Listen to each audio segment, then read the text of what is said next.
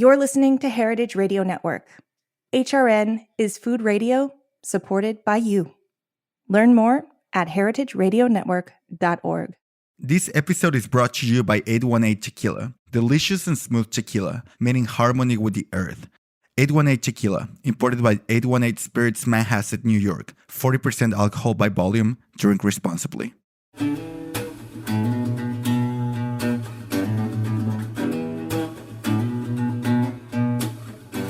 Welcome to Pizza Quest. I'm Peter Reinhardt, a man on a never-ending search for the perfect pizza. This show is the audio version of the Pizza Talk YouTube series, where I engage in interesting conversations with some of the country's greatest pizza makers and other artisans. Thanks for joining me on this quest. Hi, welcome to Pizza Quest. I'm Peter Reinhardt. We're back for another episode, and I'm here today with Chef Marc Forgione from New York. I could list all the restaurants, but the most recent one, the most sort of newest project in the Forge restaurant group system is Peasant, which is, Marc, if I'm not mistaken, kind of a reboot of the famous, well-loved Peasant that kind of burst on the scene about maybe 15 years ago. Yeah, man. I mean, I got, I was just kind of at the right place, said the right thing at the right time. Peasant's actually been there since 1999, believe it or not. Funny, oh my God. I feel like it was just yesterday when it was such a big deal that it had launched and it was making, stories around the country with the wood fire theme and everything else. And now it's over 20 years old. Unbelievable. Well, yeah, I tell people too, Peasant is like the godfather of wood burning restaurants. Obviously wood burning restaurants have become, very popular, and for the right reason. I mean, if you obviously the food tastes really good on cooked over wood fire. It's almost a given now. People have to have a wood fired oven in there, right? And back in '99, I mean, this was before any of the companies that are out there. This was before Francis Mallman. This was before. This was before the internet. You know what I mean? It was. Right. Before wood fire was a thing. Right. It was just the way that, Frank DiCarlo, he's the chef that I bought it from. Right. It was just the way that Frank wanted to do it. And, God bless him, because I am the very lucky kind of beneficiary of, like I said, I said the right thing to him at the right time at a party. And he was like, listen, man, nobody knows we're retiring at the end of the year. And we want to give it to somebody that,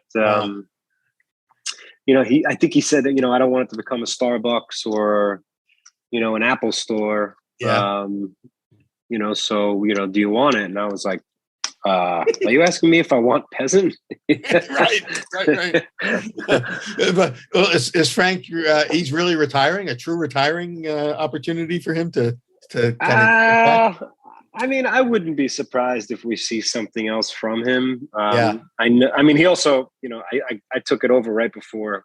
I took it over January 2020, which was kind of a weird timing to take over a restaurant. Great timing, right? But I know that he's been out east, since COVID hit, and I don't know. I think I heard a rumor that he was doing something in like a small kitchen. But like I said, he's one of those guys that doesn't stop moving. So I'm sure he's doing something. Yeah, well, it's really kind of legendary. The restaurant. A friend of mine, Chris Bianco, who you probably know as well, is in love with Frank and the place, and was always, just raving on and on about it and how much it influenced him as well.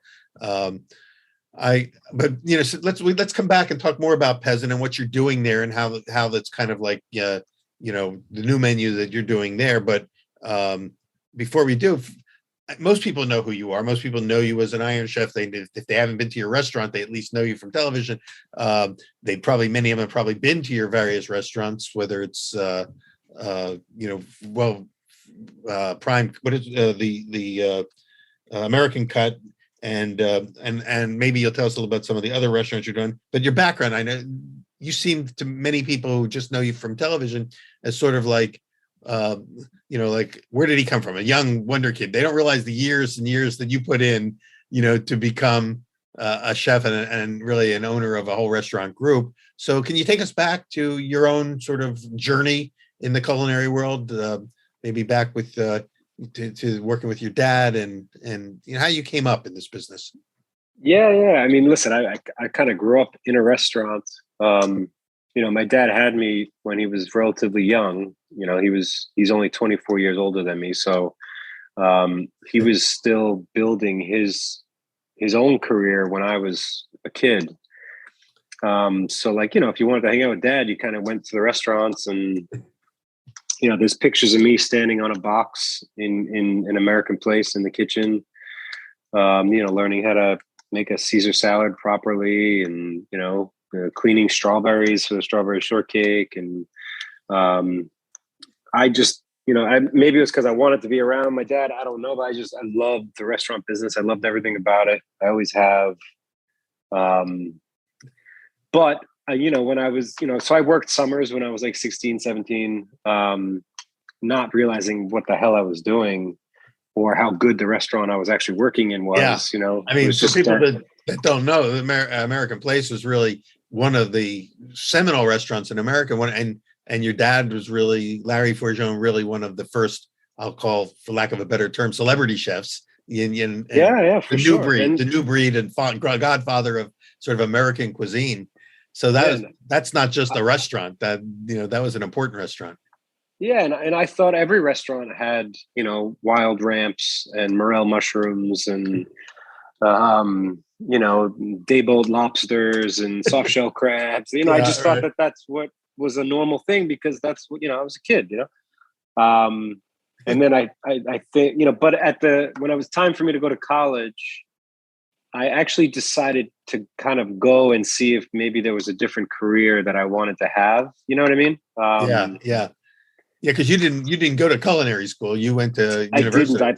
I purposely didn't, because I just wanted to kind of go out into the world and see maybe, I was 17 years old at the time. What's out there, and I think I majored in forestry and psychiatry, and I kind of had a moment in college when I was like, my buddies used to give me $5 and I would go to the grocery store and cook dinner for 10 people. And in college, everybody else just knew how to heat up mac and cheese and make a grilled cheese. And here I was cooking roasted chicken with beurre blanc and asparagus. And you were the college friend that everybody wanted. But I also was thoroughly enjoying those dinner parties. You know what I mean? So it was I think that was the first kind of aha moment where it was well, if I like this, why, because nobody really wants to do what their dad does when you're 17, 18, you're right. You got to find your own way. And, but I just felt like I was running from it only because of that. And to me, it just didn't make sense to run from it just because of that. Right.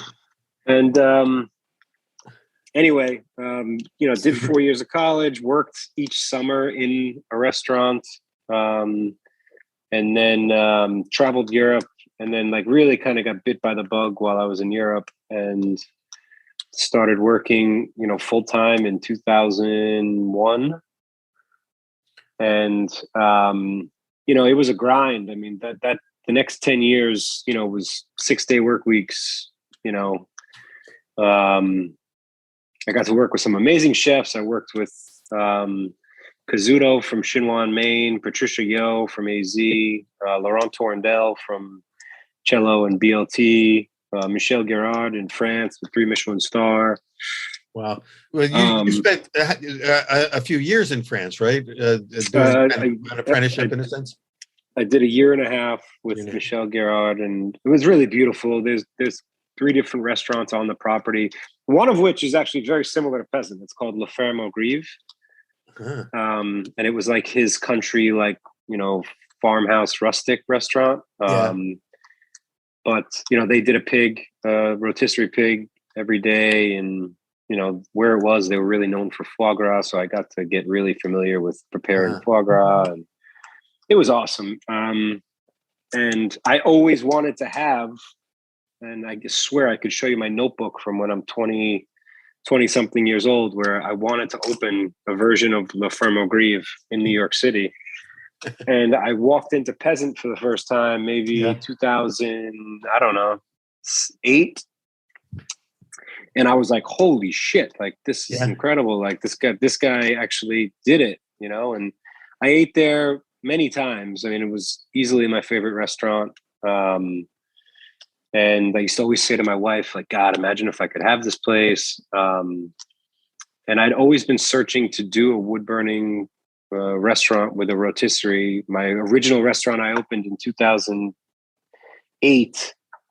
And, you know, I really wanted to do it, but, you know, we were on like a shoestring budget and I just couldn't afford to do the venting. And then when I opened my first steakhouse, I swear to you, I tried to get wood burning in there and the casino said no. And then I was actually getting ready to open my first wood burning restaurant in 2018, maybe, in the meatpacking district. And then that fell through. And then, like I said, I was just at this party and I gave a speech to this crowd of people at Peasant about how much I love Peasant. And Frank was touched by it. And, you know, he asked me if I wanted it. And we've been lighting a fire ever since. That's funny. A few kind words go a long way. Yeah, man. Listen, I tell young kids all the time, you know, always, pay attention to what you're saying and who you're saying it to, because you never know. Okay, yeah, it's good. That's a good point. Along the way, well, let me just back up. So you got to basically learn the craft by working for a lot of other great chefs and being mentored and you know, sort of taking a little bit from each one, you know, adding to your own repertoire. Somehow along the way, didn't you also open like a Laotian restaurant? Partner up with somebody for that? Yeah. One of my sous chefs at the time, he's Laotian and very talented, and he has a real passion for his ethnic cooking and history of it. And he would always make he was my roommate at one time. You know, we were like best friends, and he would make family meal at the restaurant, and it was just like, holy shit, like this is so good. And I kind of just said, if you want to open a restaurant, let me know. And it took a couple years for him to finally like have the confidence to do it, but he came to me and said, okay, I want to do it. And coincidentally, we found a space right around the corner, and we opened Kio together. It's all his food. It's not my recipes. It's his food. So he's kind of at the helm there, running the kitchen. Absolutely. Honestly, I just helped him open it. Like it's not. I don't have any. But I love Laotian food. So where is it located? What part of the city? It's on Duane Street in Tribeca.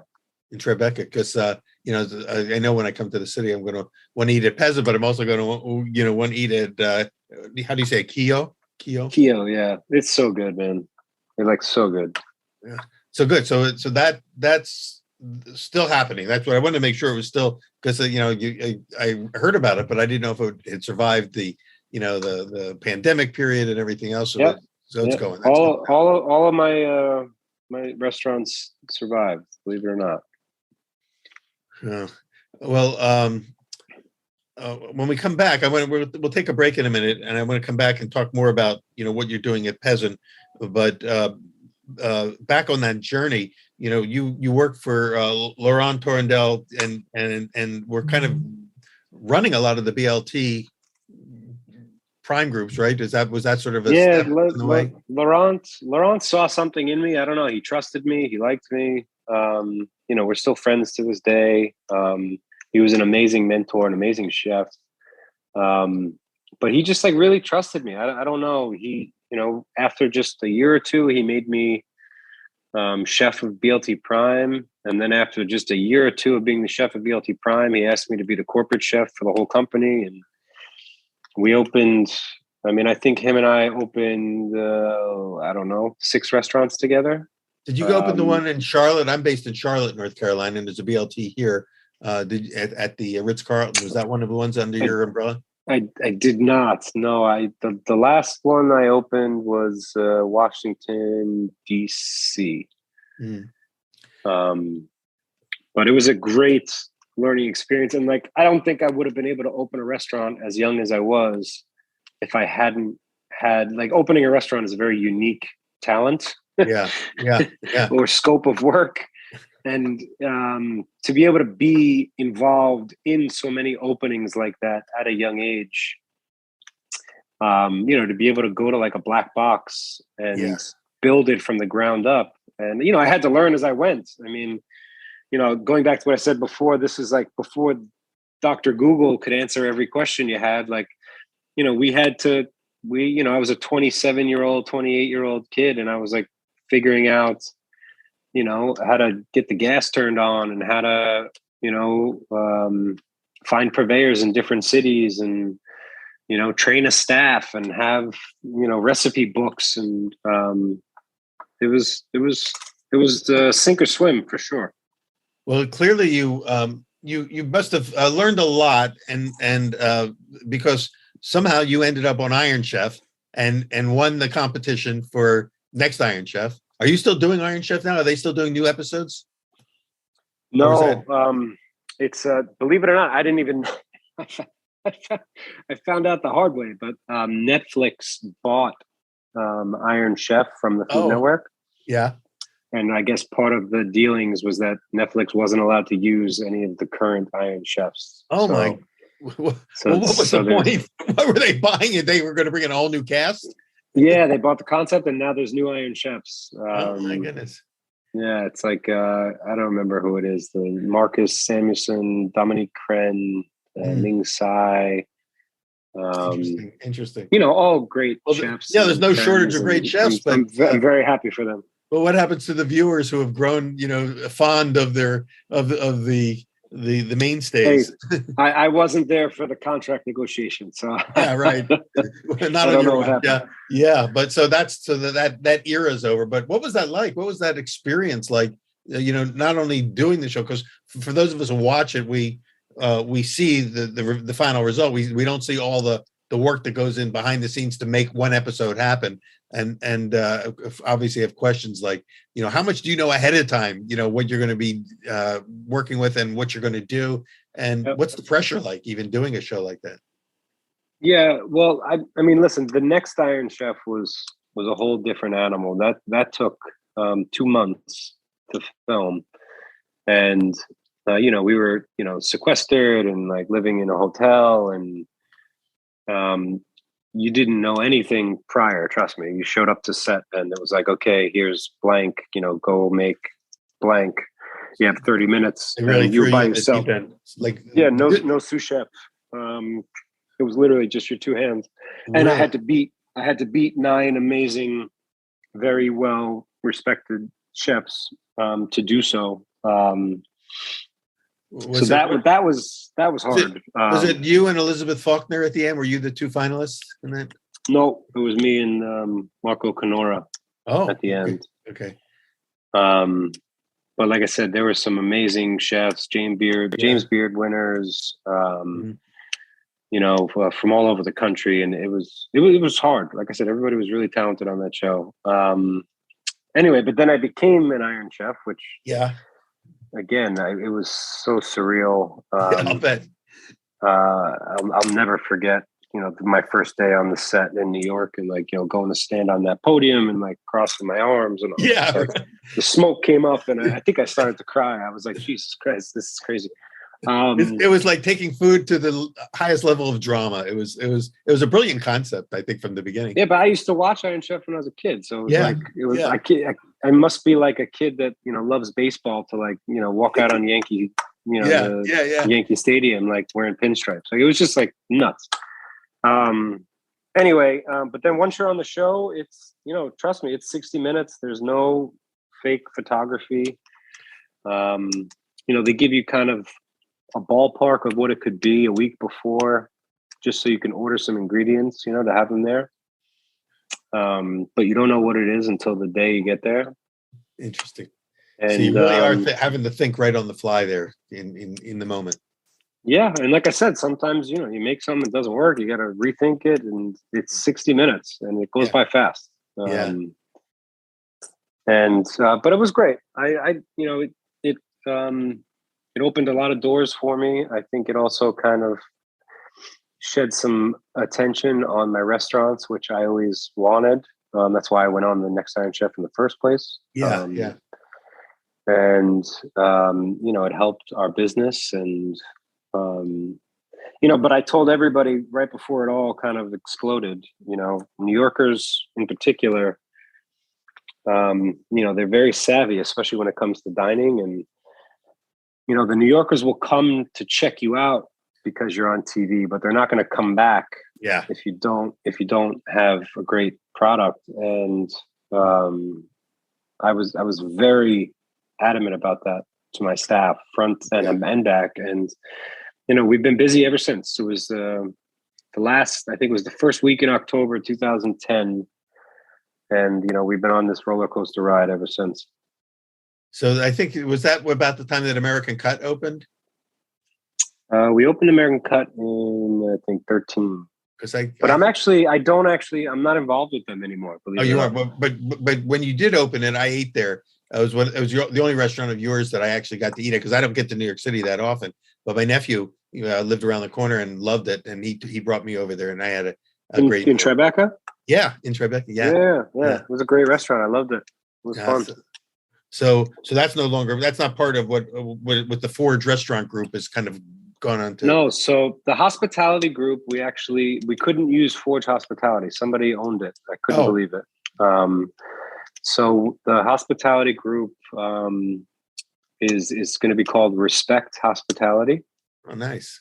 And when we officially become, we kind of already have officially become, but when we officially kind of are introduced to the world, we're going to have Restaurant Marc Forgione, Peasant, and 1/5 is the third one. 1/5? Yeah, it's that's the address. It's 1/5 Avenue. Oh, I saw 1/5. I got it now. Yeah. Right in Washington Square Park. Well, let's talk more about that when we come back. Let's take a little break right now, and we'll come back. We'll talk about Peasant. We'll talk about 1/5, and and the future with Marc Forgione. Okay, so join us for part 2 of our conversation today on Pizza Quest. And Marc, we'll see you back in just a few seconds on part 2. Stick around for more Pizza Quest after a word from our sponsor.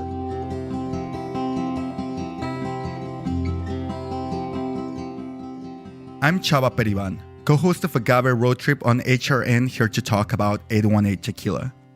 818 creates their tequila using traditional methods at a family-owned and operated distillery in Jalisco, Mexico. From the blue agave they grow to their recycled glass bottle, 818 emphasizes the earth's importance in all they do. Their distillery runs on biomass and solar power, which means they don't rely as much on fossil fuels and are able to reduce their carbon footprint. Their labels, corks, and boxes are all certified by the Forest Stewardship Council as coming from sustainably managed forests.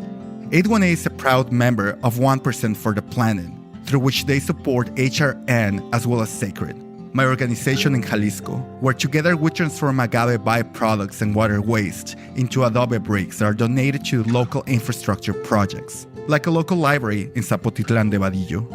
Visit drink818.com to learn more about their sustainability efforts and find 818 near you. 818 has been part of so many magical nights for me, and I hope you enjoy it as much as I do. 818 Tequila, imported by 818 Spirits, Manhasset, New York. 40% alcohol by volume. Drink responsibly.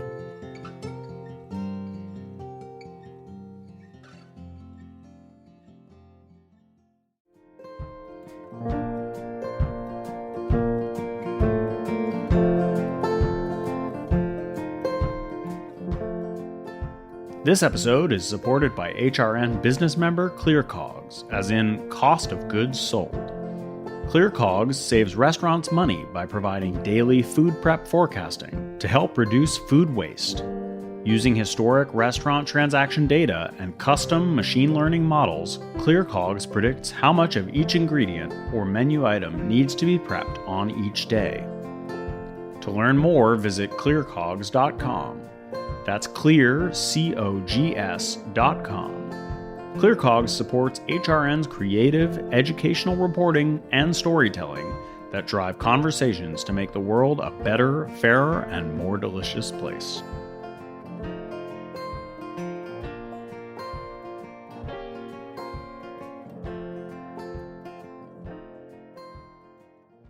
Welcome back to Pizza Quest. I'm Peter Reinhardt, and I'm here today with Marc Forgione. Thanks for coming back and joining us for part two. And Marc, thanks for kind of bringing us up to date and telling us a little about your own journey. It seems like you've been doing this for a long time, yet you still seem like a young guy, which is amazing. And I'm hoping that that means that there's still a lot of miles of tread left on those tires, because you got some big plans and a restaurant, whole restaurant group opening. What did you say the name of the new name is for your restaurant group? Respect Hospitality. Yeah. How did you come up with that? Respect Hospitality. Was respect an important concept to you? Yeah, I mean, listen, to me, not just the restaurant, but like life, kind of starts and ends with respect. And there was just so many avenues that you can go down. Respect for yourself, respect for your coworkers, respect for the ingredients, respect for the guests, respect for the food, respect for the, you know what I mean? It's like you can go on and on and on and on and on. Yeah. And it just kind of struck a chord with me, because I have a lot of respect for this business, obviously growing up in it and seeing how hard you have to work to be in it. And exactly, I have a lot of respect for so many chefs, that have never been on TV, so maybe people don't know who they are. And it's right. So it was just kind of when I knew I couldn't do Forge, I had to figure something else out, and it took a couple months. And then I was kind of walking one morning, and it was like, yeah, you know what? What about Respect Hospitality?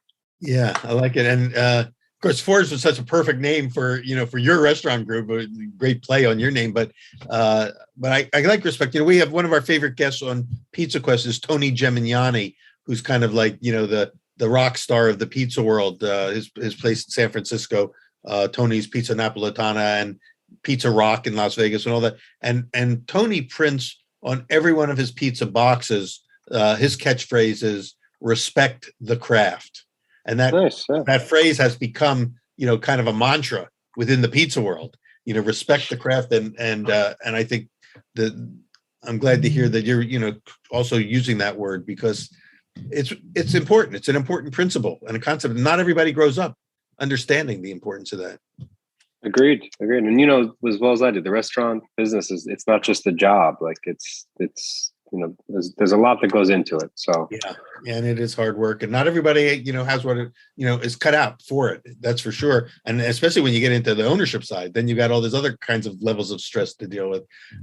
So you've added to this growing empire of restaurants is Peasant, and then you mentioned also what was the other one? One fifth, which we're actually going to be showcasing.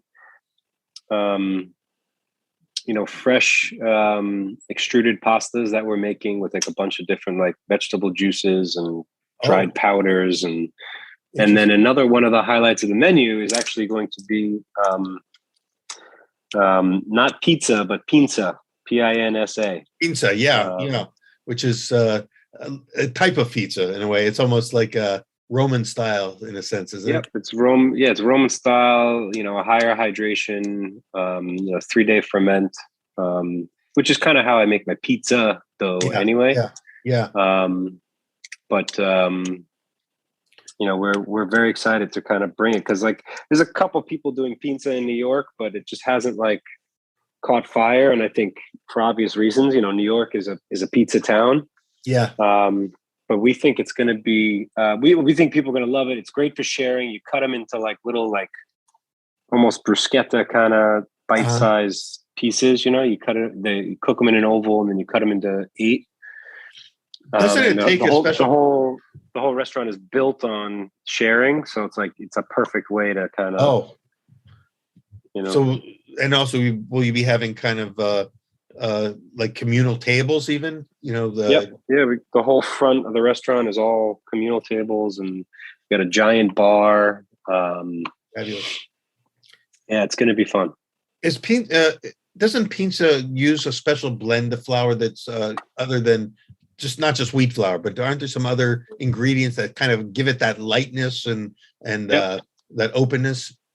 Yeah. So, and just to kind of segue into Peasant and pizza also. So I, when I took over Peasant, I told you we only had about 10 weeks of business, and I was kind of working my way around each station, and I hadn't got to the pizza yet. I was still using the pizza dough that Frank was using. And then COVID happened, and I was, like most people, kind of in my house, just experimenting with baking and, different flours and, just kind of researching. And I came across, my father, believe it or not, he's been working on this like pizza recipe. He was living in California, and like he fell in love with it. And what I did is, after experimenting with a couple different sourdough pizzas, I ended up using the pizza ratio as like an inspiration to try to create pizza, because I love Neapolitan pizza. I have nothing against it. I love it. I love it. I love it. But I'm also a New Yorker. Mm-hmm. So I appreciate like a crispy crust, no flop kind of thing. And I know Neapolitan is based on the flop. So I was trying to figure out a way to kind of blend the two together, And pizza is actually really light and airy and crunchy as well. So I added a starter to, it's a blend of rice flour, soy flour, wheat, as well. And, pizza is supposed to be made with like ice water, and it can't go above a certain temperature. That's interesting. But the pizza, I kept the same flour ratio, but I used, warm water and olive oil. So it's like, when I told my dad what I was doing, he's like, "You can't do that. You're going to ruin it." And I was like, "Well, I got nothing else to do, so I'm going to experiment." Yeah. Let me find out if I'm ruining it or not. And I think the pizza, Pizza, came out incredible. And the cool part was I didn't get to test it in a wood burning oven when I was first doing it. I was literally doing it in my home oven. And I was so excited the first day I got back in there when, the restrictions were lifted. And, I think there's a video on Instagram, but I put the pizza in there for the first time, not knowing what was going to happen. And it just rose, it was like magic, the dough just like went crazy when it hit the base of the wood burning oven, and it rose like an inch and a half. And it was just like, it was like a celebration. Like, I think we've got our pizza dough. That's really cool. So essentially, by breaking the rules, so to speak, of the pinza formula, you created a new kind of a dough. It's kind of a hybrid of that performs differently than the pinza performs. Yeah, like I said, I never would have thought that I would put rice or soy flour into my pizza. Yeah. But it was like kind of like one of those things, you know what I mean? I had some research already kind of done, so I was like, why not? Like, let's just see what happens. And it's kind of how I cook. Never mind with pizza. That's how I cook with everything. Going back to respect. Like, I respect the histories and the traditions, and I always do.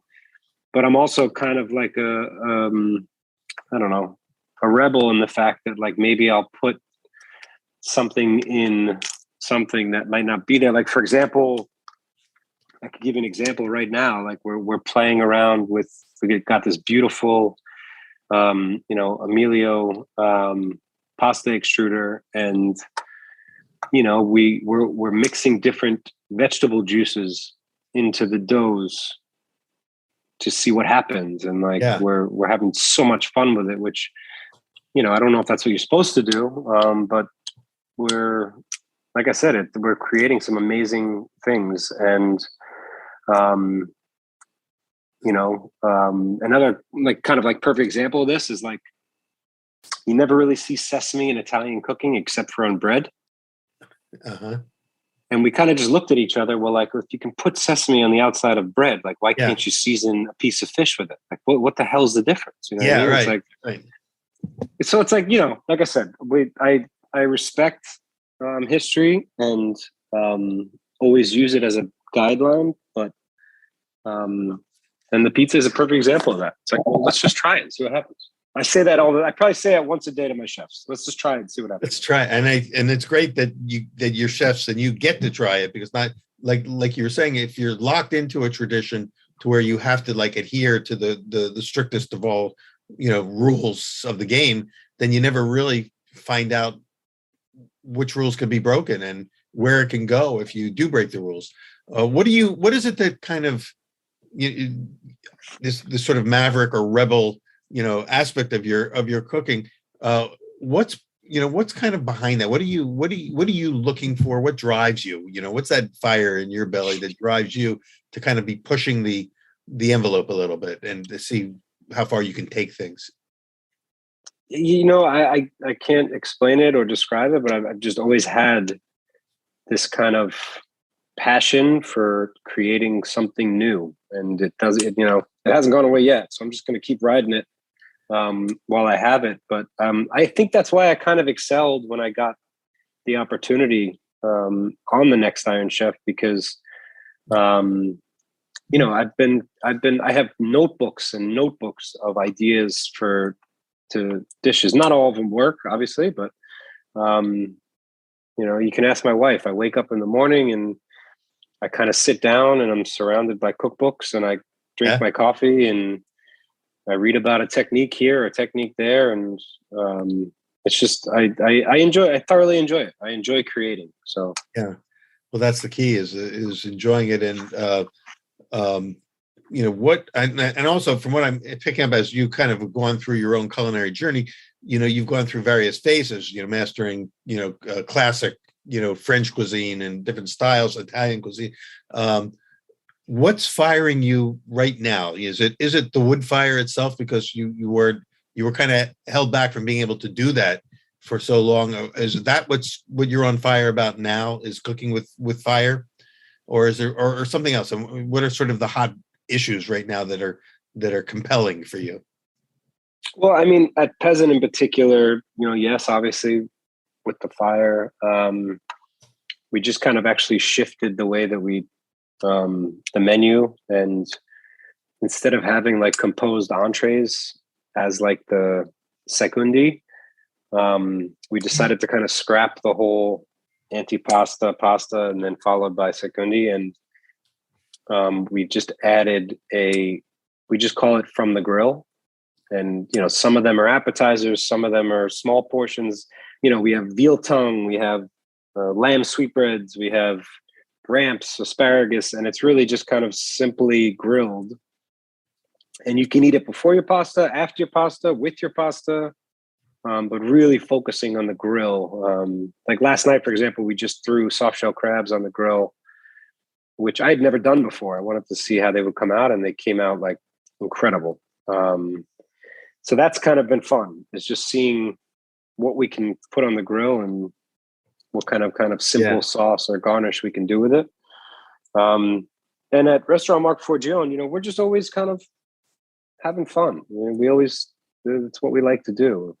I love cooking in spring too. Like spring is like every week there's a new ingredient. Every week one of my foragers will tell me that, hey, this just popped up. Like, what do you want to do with it? You know what I mean? So it's like, you kind of dictate the menu is dictated by what the people are bringing in. Well, the pastas that you were describing made with unconventional ingredients. Is that going to be both at Peasant and at 1/5, or is it would you going to focus on at 1/5? Probably 1/5, and at Marc Forgione, Restaurant Marc Forgione, we don't have to really focus so much on tradition Italian. Like we kind of bill it as New York cuisine. So. Like for example, right now we're doing a pasta that has snails and maitre d' butter. You know what I mean? So it's like there we like to have fun, and we made the pasta shape little shells, so it's kind of like the shell of the snail. Yeah. But we made it with ramp greens and green garlic, so it's like a bright green. So it's almost like the snails are kind of like in the grass. Yeah. So like at Forge, we could do that kind of stuff. 1/5, we're going to really focus on vegetables as a whole because we're so close to Union Square Market. Yeah. And Peasant, like I said, we have a couple different pastas that we actually do in the oven too, because we have it. You know, we have a rosette, we have a lasagna, you know, that we like to have kissed by the fire as well. So when people come to dine at Peasant, what are the sort of, what's the word I'm looking for, signature dishes that you, when you go to Peasant, you know, you don't want to leave without trying at least these items on the menu? I know it's hard for to answer, but yeah, no, it's all good. I mean, obviously we have the suckling pig that, you know, we cook 1 or 2 pigs every day. Okay, so that's a big part of it is the pig. So and that's being cooked right. Is that like on a spit, just spinning in front of the oven, or how do you do that? Yeah, like I said, we tie them up at about you know, give or take 12 o'clock every day, and they're ready by service. And we kind of just chop it up into pieces and then reheat it on the grill and put it on your plate. I mean, it's simple cooking, but it's really good. And then pizzas. Let's talk a little bit about the pizzas that you're doing there. You know, what are some of the go-to pizzas? Well, it's funny. We kind of pumped the brakes a little bit on the pizza at Peasant. Okay. And the reason is because the pizza was kind of taking over, and it's not a pizza restaurant; it's a wood burning restaurant. And I see. Yeah. But right now we you know, we do like 1 or 2 on the menu. Right now we're doing a like a spicy one that has this gorgeous cheese from Abruzzo. It's like a smoked ricotta that's coated in Calabrian chili. It's so good. Yeah. And then we're doing a kind of play on the Calcosada festival in Spain. So we have a romesco and green garlic with a lamb carpaccio. Nice. And it's all on the new crust that you've been. Is that already being used now? The play off of the pizza. Yeah, we've been using the sourdough since we came back from COVID. So that's, you know, 2 years now. So, but the sourdough. When you say sourdough, I get that as the fermentation, but also you were describing using the sort of the pinza blend of rice flour and that's all part of it as well. Or? Yeah, it's a sourdough. It's a sourdough. Yeah. The starter was born in my apartment in 2020. Yeah, 2020. Brought it to the restaurant, and we've been feeding her ever since. So, will the pizza that you're doing at 1/5 be also sourdough leavened, or will that be? No. This is like a little more controlled environment. Like I said, temperature and everything controlled, and we're cooking it in an electric oven because, again, it needs to be like kind of particular. Pizza is like a science, I guess, and like, you know, the pizza that we're doing at Peasant is more like a wildfire. Yeah, cool. Well, it sounds to me like if I had a day to do a pizza quest, I'd need to go to both restaurants and then have a sort of the experience of both versions. We saw, like at the Pizza Expo, I've seen the pizza being introduced as a concept and a product, along with, you know, there's the sort of the Roman pizza movement, the Roman style, like Massimiliano Saiva is doing a style of Roman pizza, which is in many ways similar. It seems to me that one of the things that I love about those styles is that they open up, they're so fully hydrated. It's like a big wet molten dough that then gets folded and fermented for a long period of time. And then when you bake it, it just opens up like a honeycomb. Is that kind of like, am I imagining that's what these are going to look like? Very, very much. It's like a light, airy, crispy focaccia almost. And then do you top them after they come out of the oven, or do you top them and bake them with toppings? Well, we haven't gotten a chance to experiment yet. But we've been playing around with par-baked shells that we're having made in the Finger Lakes by this guy. I see. And they're coming out incredible par-baked, and then putting the toppings on them. I see. And then you can throw them back in. Awesome. Well, Marc, this sounds pretty exciting. You've got so much going on, and I really appreciate you giving us some time today and filling us in. And now, is 1/5? Is it open yet? Is that restaurant already open and serving? No, we should be open in give or take July. And you mentioned Instagram. So if people want to follow you on Instagram and see some of the photos of what's going on, where should they go? My Instagram is just my name, Marc Forgione. And then you can also check out Peasant, Restaurant Marc Forgione, and 1/5 should have. We should be up and running really soon. Excellent. Well, so for those of you who are watching or listening, please, check out the Instagrams. You'll be able to at least, see visually some of the things that we've been talking about today. And Marc, I look forward to seeing you when I get to the city. I'll give you a heads up and, try to get to one or both of the restaurants, first chance I get, and invite all of you to do the same. Again, Marc, thank you so much for being with us today, and best of success on all as the Respect Restaurant Group, continues to grow and expand, and just give you a lot of respect for doing it. Thank you so much. Thanks, brother. I appreciate it. We'll see you in New York. Thank you. See you soon. Bye-bye.